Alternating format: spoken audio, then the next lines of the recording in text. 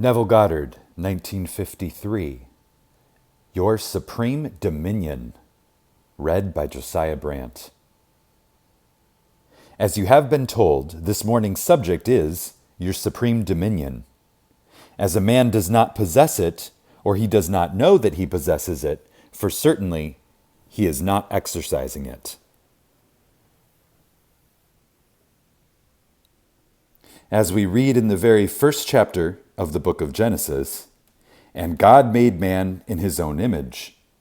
In the image of God made he him. He made them male and female, and God blessed them. And God said unto them, Be fruitful, and multiply and replenish the earth, and subdue it, and have dominion over all the fish of the sea, and all the fowls of the air, and every moving thing that moves upon the earth. And God saw all that he had done, all that he had made, and they were very good. Now, you and I, reading the Bible, not knowing it to be a psychological truth, and seeing it as historical fact, we cannot understand the word. But when man knows the Bible is the greatest collection of psychological truths and was never intended to be seen as history or cosmology, then he gets a glimpse into this great, wonderful book. For man himself is the great psychological earth that must be subdued. In man move all the passions, all the great emotions, symbolized as creeping things and animals. In the deep of man actually live the invisible states symbolized as fish. In the deep of man actually live all the unnumbered, infinite ideas symbolized as fowls of the air. It is this man that must be self-subdued. For subdue it, then comes the promise, and have dominion over this vast, wonderful country that is man. If man does not know that he himself is the earth spoken of, he thinks he must go out into the world and conquer it. The world reflects the work done on man. And so, when he looks upon this wonderful world round about him, he thinks himself so little. The Bible also tells us he calls himself a grasshopper, and, referring to himself as a grasshopper, he sees giants in the land, the giants of industry, the giants of economics, the giants all around him, and he feels smaller and smaller because he does not know how to go about actually subduing the earth, which is himself. When man knows it, he will realize that man, as an individual, is supreme within the circle of his own consciousness. For within the circle of his own consciousness, the entire drama of life is reenacted over and over again. He has to start with self, and then he will see this outer wonderful world, this visible world. It is not what he thinks it to be. A place of exile from God, it is the living garment of the Father. And although to many of us its discordant harmony needs some interpretation, to the wise it has a voice, and the voice speaks of hidden things behind the veil, hidden things behind the veil of man's mind. For this whole vast, wonderful world is a response to the arrangement of man's mind. For when he knows it, he will look within for the hidden causes, look into the deep to see the fish and how they swim and how they are related. For this arrangement of the deep is going to project itself as circumstances and conditions of life.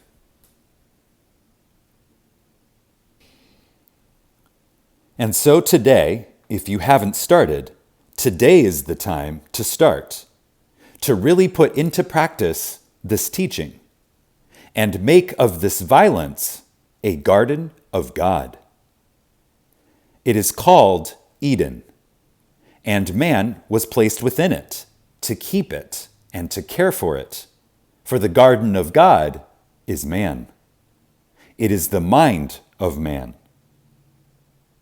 You will never find a garden unless a man is present. For without a man, there would be a forest of wilderness. But when a man is placed in it, he begins to cut the trees, or the seeds of wrong thinking. He clears the ground, and he cultivates the ground, and then plants wisely. Then you will have dominion, for you will select the seed you will plant, the ideas you will entertain, and you will cultivate them. Knowing the outer world constantly bears witness of the inner arrangement of mind. You will only select the things you want to project into the living garment of your Father.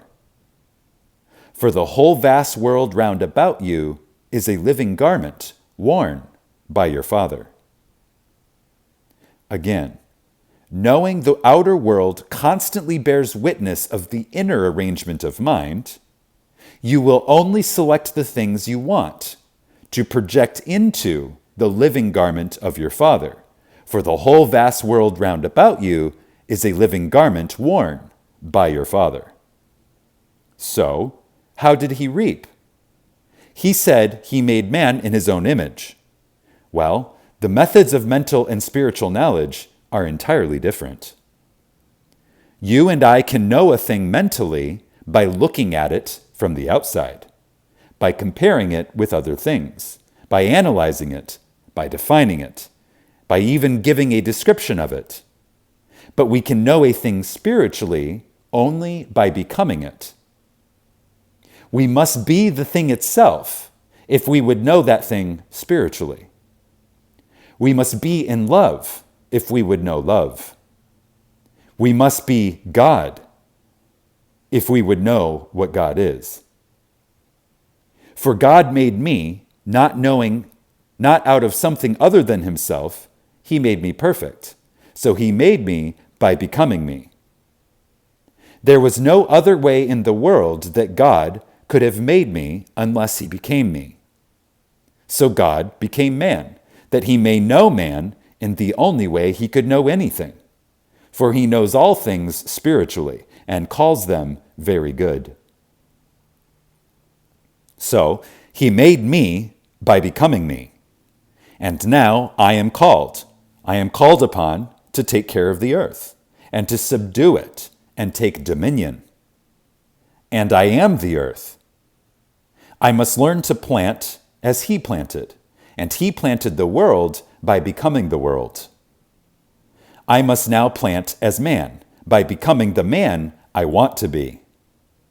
So I will itemize all the things, name them, give a name to everything I want to express as a man, and then know it spiritually by becoming, and I become it as he became me. I identify myself with it, and live in that identity. And I clothe it in flesh. I clothe it in fact.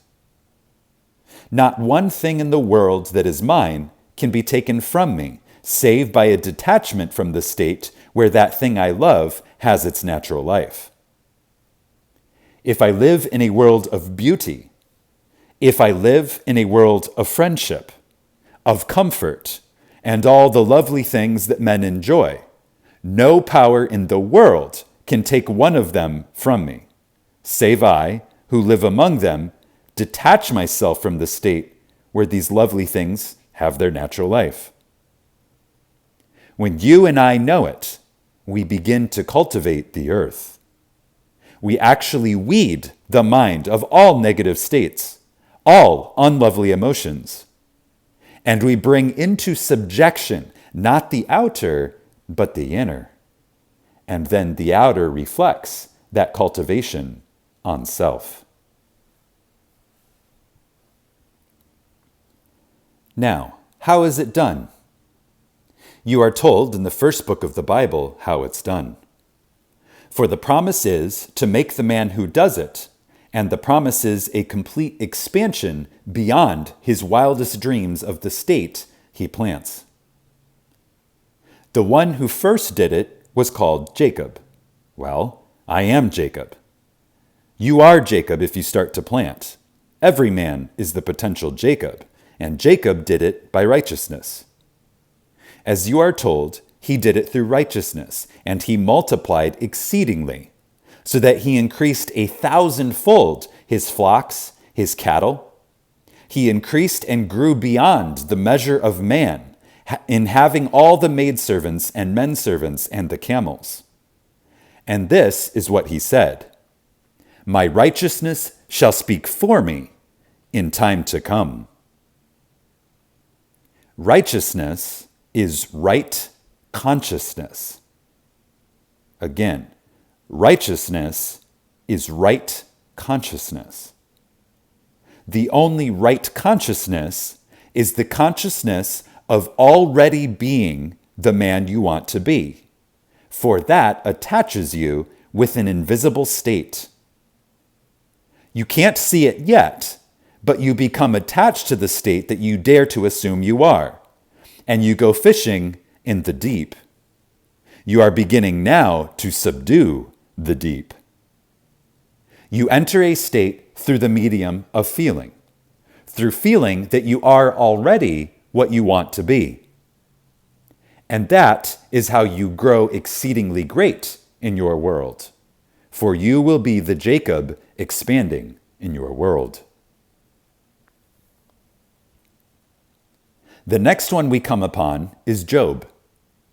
Here, in the midst of the trials and tribulations of man, Job says, "I will hold fast to my righteousness, and then my heart shall never judge me harshly as long as I live." He will hold fast to righteousness in the midst of the storm, in the midst of all the problems of the world.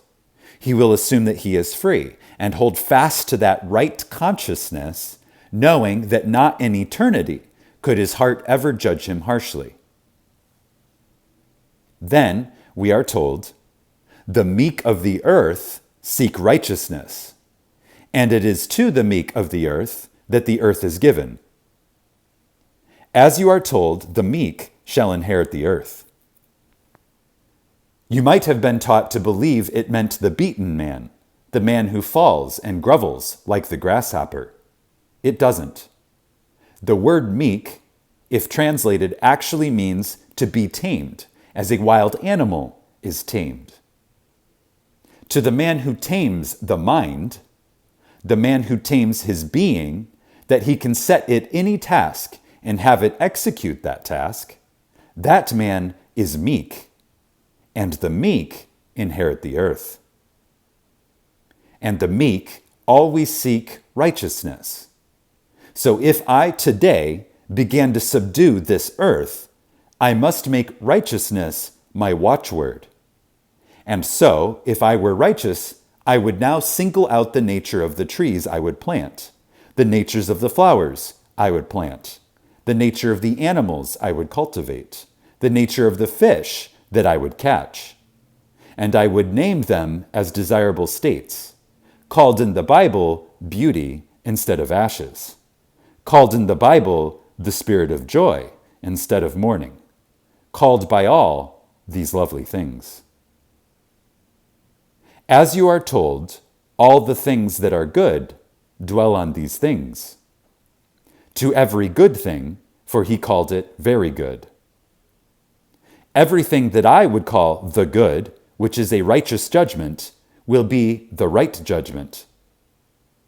I, in spite of the evidence of my senses that would deny it, in spite of the reason that would tell me that it was impossible of realization, having discovered that I am the one planting my garden, that this is the only garden to cultivate, that this is the only earth to subdue, I would start now and boldly assume the good, first for myself, always start with Jerusalem, then go into the world and preach the goodness by knowing the goodness.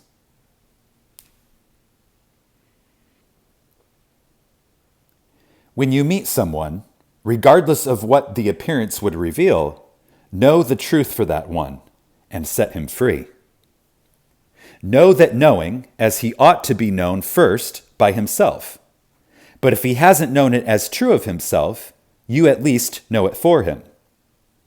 And though you never meet him in the flesh again, Keep on knowing the truth that sets man free by knowing he is already free, and you are cultivating your garden. You are bringing it into subjection. You are subduing it, and then you shall have dominion. So you are supreme in your world if you only know the world that you really are. So man is the psychological earth on which this wonderful whirl of events takes place. Man is the psychological earth on which all the animals move. Every emotion is symbolized as an animal. Every fowl of the air is truly the idea you entertain. Every fish of the deep is the invisible state that you could catch if you only knew how to cast your net on the right side. For you fish all night and catch nothing, but then comes one who knows, who is righteous, and he casts it on the right side. Always that right side, and the right side is righteousness, or right consciousness. And I will catch it. I may not see them, I don't have to see them. I don't have to wait for the evidence of my senses to confirm, for I am told, and faith was accounted unto him for righteousness. So I will have faith in the reality of the deep. I will have faith in the reality of invisible states. So it's now invisible, I know it, it's a fish, but I have faith in the existence and the reality of the invisible state I want to externalize. Knowing that I can externalize it, for every time I externalize it, I add to this wonderful garment of my Father. And that is my job, my duty. So here, every one of us, begin to believe that you are the only earth spoken of in the Bible. You are the one chosen to live in the center of the garden. But make it a garden, for the words are, keep it, and plant it well. You have dominion over every idea in your mind. You say you haven't. Well, some may be to your disturbing, but you do have the choice of rejecting it or accepting it. If you accept it, you identify with it, and the state with which you are identified must, by the very law of your being, objectify itself within your world, that you may see it by how you plant the garden. Now, don't wait 1 second beyond the time that you observe weeds instead of flowers. Start right at the moment of observation and start to replant the garden. Start really to subdue it. Become the meek, and the meek is the bold. The meek is the bold of heart, who does not ask assistance. He walks knowing he can do it. He can fish. He can actually bring into subjection every bird of the air, every idea of the mind. He will begin to know these things spiritually. He will know them in the only way that you and I should know anything, by becoming it. Not to have a world of information concerning objective things and knowing these things only mentally. I must learn to know things spiritually. I must learn to know what love is spiritually by being in love. I must learn to know what security is spiritually by being conscious of already being secure. I must learn to know what health is by becoming conscious of already being healthy, and sustain these states in the name of righteousness, knowing that my righteousness shall answer for me in time to come.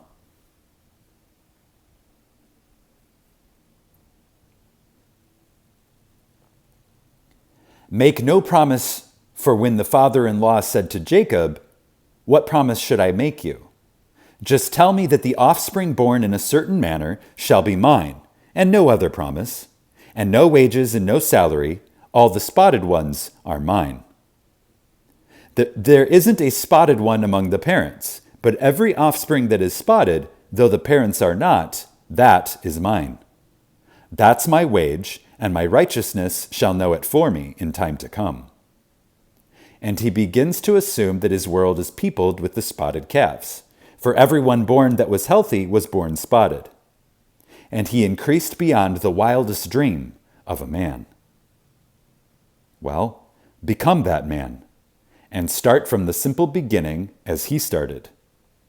There wasn't one thing in the world to encourage him that one calf could ever be born from parents that were not spotted and be a spotted calf.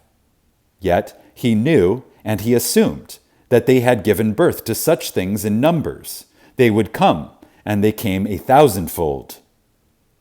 So, in your case, maybe it's a business. Maybe the doctors have given you a final verdict, and it's fatal. Well, I say, in spite of this, and the doctor in his own way is doing his best, he would not have said it to hurt you or frighten you. He firmly believed it. But you have another law, and your law is that you can assume, in spite of that verdict, that you are well. And then, though tomorrow and the next day the tree doesn't appear, know that in time your righteousness shall speak for you. And like Job, in the midst of all the storms, when he should have gone to the grave, he held fast to the consciousness of already being what he wanted to be, that his heart may not in time speak harshly against him. Well, it didn't. You know the story. And so, all through, we are told, break off the sins, break off missing marks by righteousness. Blessed are they that hunger and thirst after righteousness, for they shall be fulfilled. Now you are told, seek first the kingdom of God and his righteousness, and all things shall be added unto you. Well, the kingdom of God is within you. You have been told that a number of times. The Bible affirms it over and over. The kingdom of God and the kingdom of heaven are within you. They aren't without. You see them seemingly without. That is the response to the withinness where they are. Now, seek it and his righteousness. So, assume within the mood that would be yours if you were already the man you want to be. Sustain that mood. Occupy it as often as you can, and see how that righteousness shall draw things unto itself, and the things it draws are always in harmony with its nature. It never draws anything foreign to itself. If I assume that I am the man I want to be, I cannot then encounter events that are in conflict with my assumption. For my world mirrors the being that I am.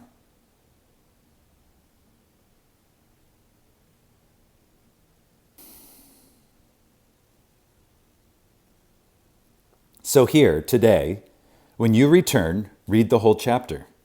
It's beautiful. But I started with the 27th verse. And God made man in his own image. In the image of God made he him. Male and female made he them. Then comes what is to be done. Then comes the promise, if you do it. Then comes the judgment. It is good and very good. So you start knowing that you are the earth, on which you now start to labor. If you do it, you shall be fruitful, and you will multiply. And you actually replenish this world. Though it is seemingly barren, you replenish it, if you subdue it. And the earth is self to be subdued, not by beating self, as some people have misunderstood, not by isolating the self in some little secluded spot, not by running away from life, but in the midst of life is the opportunity to become meek, to take the violence that is man, it is individual man, and then bring it into the state of being meek, to transcend the violence by not fighting against conditions. Know that conditions can only reflect what is within the one who observes that condition. So don't rage against it. Leave it just as it is.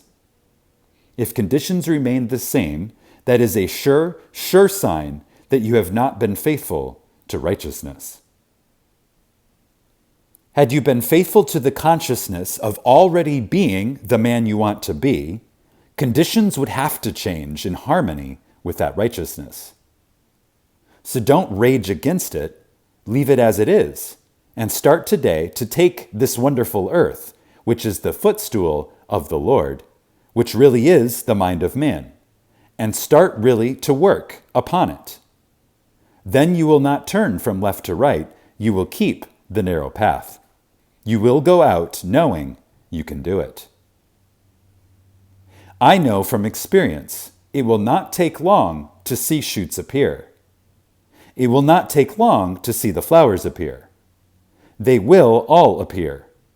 And if you will take in yourself in hand, and by an uncritical observation of self, watch the being you are, see the condition of the earth as it is now by the uncritical observation of your reactions to life. When you see who you are, that is showing you the state of the earth as it is now. Do not condemn it. Just start to subdue it. And know that you do have dominion over all the fish of the sea, the fowls of the air, and all the animals that move upon the earth. Knowing them to be the moods of thought, the desires, the passions that move in you, start to entertain only the good and the very good. Dwell upon them, and you will repeople your earth, for you are supreme within the circle of your own consciousness. Now you may say it's a very little one. May I tell you that though you have a body and a life of your own, you are rooted in me, and you end in me, as I am rooted in God and end in God. So every man can say the same thing, no matter if you look into a world of 2.5 billion of them, and every year they slip through the gates into the invisible state relative to this world. But as they come and go, every man in the world is actually rooted in you and ends in you. And you are rooted in the ultimate that we call God, the Father. So the whole vast world is simply centered in you. Start now to rearrange it, that it may reflect the beauty of what you want to live, about, and live in this world. You do it by assuming the best. Always imagine the best of self. Always imagine first with Jerusalem, and then go out and radiate what you have given to self. If you live in that wonderful state yourself, you will only have the good to shower upon others. For you have one gift that is truly yours to give, and that is yourself. You have no other gift. If you are good, you can give only the good. If you are not, well, whatever you are, that you give. So the story is, you may find today, when you observe yourself, by observing your reactions, that it's not a very pleasant land, but it is still a fertile land. It can be cleared of all these trees of traditional wrong thinking, and it can be replanted in harmony with the beauty that you desire. And in the immediate present, it will bear fruit in harmony with the seeds that you plant. So, let us go out determined to bring about a better arrangement of our mind, that we may produce more noble garments for our Father to wear. For this wonderful, visible, objective universe is only the living garment of my Father. It's not a place of exile, as so many believe, talking about home and their going home, as though they are not now in the very midst of their Father. When you see me, you see my Father. Whenever you see me, you see the state of my mind. For you will see the world in which I live, and the state of my mind. That inner arrangement, well, that's my Father. When you see me projected, you then call it the sun, and my world round about me tells me where I am. All these inner states are places in this fabulous psychological consciousness. Inner state is equal to place, and where I stand within myself determines what I see when I look outside myself. So, when I look out upon the world, that area of my Father's garment, whether it be torn by reason of the inner place where I stand, or whether it be lovely, I see only the inner arrangement of myself. I am forever surrounding myself with the true image of myself, and what I am in consciousness that only I can see.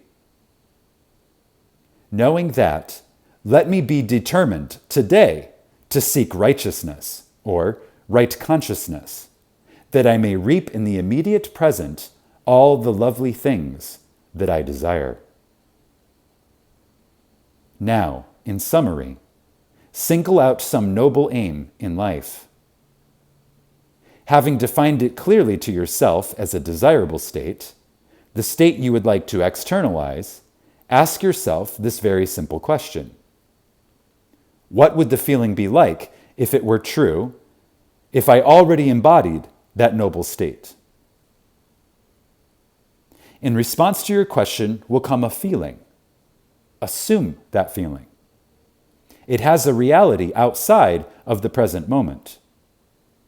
Its being is in complete independence of your present objective fact. It has real structure. It has reality in the deep of it.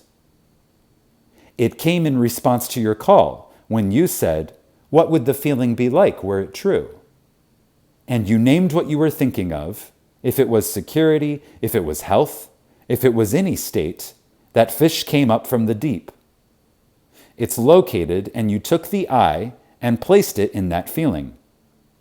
You are actually standing upon it, though it is invisible. Now, remain on it. If you remain in that state, you are told in the Bible 3 days, you will be spewed out on dry land. 3 doesn't mean 3 days. 3 means fullness. 3 means complete. So, if I will live within that fish for 3 days until the whole thing seems natural and seems real, and it has the sensory vividness of reality, I will then be spewed out as something objective, and something that is commonly called in the Bible land or dry land. But it does have reality as you feel it, only people will get away from it because it doesn't have immediate objective fact to confirm it.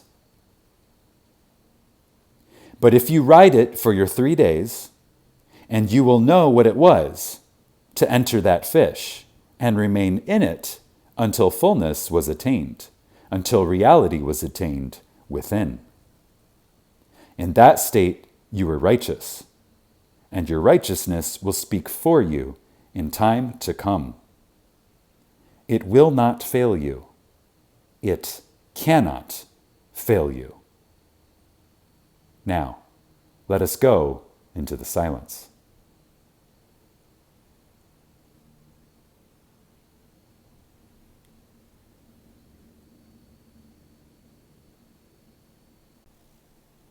Subscribe to this channel so that you will receive notifications on your device when new Neville Goddard content is posted.